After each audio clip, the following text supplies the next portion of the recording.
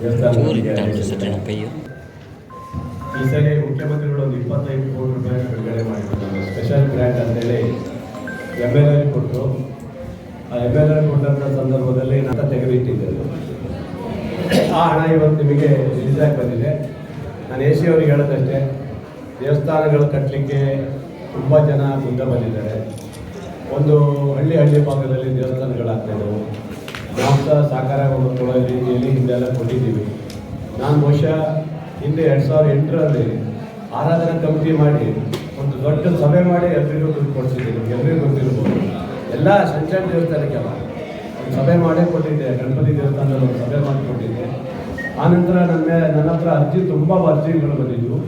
ಆ ಅರ್ಜಿಗಳನ್ನೆಲ್ಲ ಪರಿಗಣಿಸಿ ಇವತ್ತು 94 ದೇವಸ್ಥಾನಗಳಿಗೆ ನಾನು ಕೊಟ್ಟಿದ್ದೀನಿ. 94 ದೇವಸ್ಥಾನಗಳಿಗೆ ಕೊಟ್ಟಿದ್ದೀನಿ. ಕೆಲವರಿಗೆ 2 ಲಕ್ಷ, 3 ಲಕ್ಷ, 4 ಲಕ್ಷ, 8, 10, 15ವರೆಗೂ ಹೋಗಿದೆ. 20ರವರೆಗೂ ಹೋಗಿದೆ. ಕೆಲವರಿಗೆ 20 ಲಕ್ಷವರೆಗೂ ಕೆಲವರು ತಗೊಂಡಿದ್ದಾರೆ.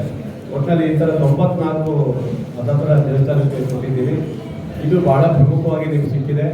ನಿಮ್ಮ ರಿಜಿಸ್ಟ್ರೇಷನ್ ಇದು ಬೇಕು ಅಂತ ಕೇಳಿದ್ದಾರೆ. ಮತ್ತು ಕೆಲವೊಂದು ಕೇಳ್ತಾರೆ ಕೊಟ್ಟಿದ್ದೀವಿ. ನೆಕ್ಸ್ಟ್ ಮುಂದುವರಿದ ಭಾಗ ಯಾರಿಗಾದ್ರು ಕಮ್ಮಿ ಆದರೆ ಮತ್ತೆ ಸಮಸ್ಯೆ ಬಂದರೆ ಇನ್ನೊಂದು ಸ್ವಲ್ಪ ಅದಕ್ಕೂ ಸಹ ಮುಂದೆ ಕೊಡಲಿಕ್ಕೆ ಅವಕಾಶ ಇದೆ.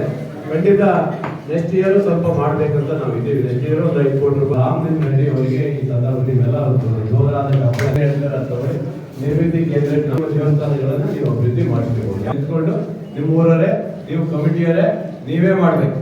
ಅವ್ರು ನಿಲ್ಸ್ಕೊಂಡು ಸರಿಯಪ್ಪ, ಎಲ್ಲ ನೀವು ಮಾಡ್ಕೊಳ್ಳಿ, ಚೆನ್ನಾಗಿ ಮಾಡಿಸ್ಕೊಳ್ರಿ ಅಷ್ಟೇ. ದೇವಸ್ಥಾನದವರು ಅವ್ರವ್ರ ಹೆಸರಿಗೆ GST ಮಾಡ್ಲಿಕ್ಕೆ ಸಾಧ್ಯನಾ? ಅಲ್ಲ, ಈಗ ನೀವು ಒಂದು ಅವರಿಗೆ ಹೇಳೋದು ನಾನು ಹೇಳಿದ್ದೀರಲ್ಲ, ಯಾಕಂದ್ರೆ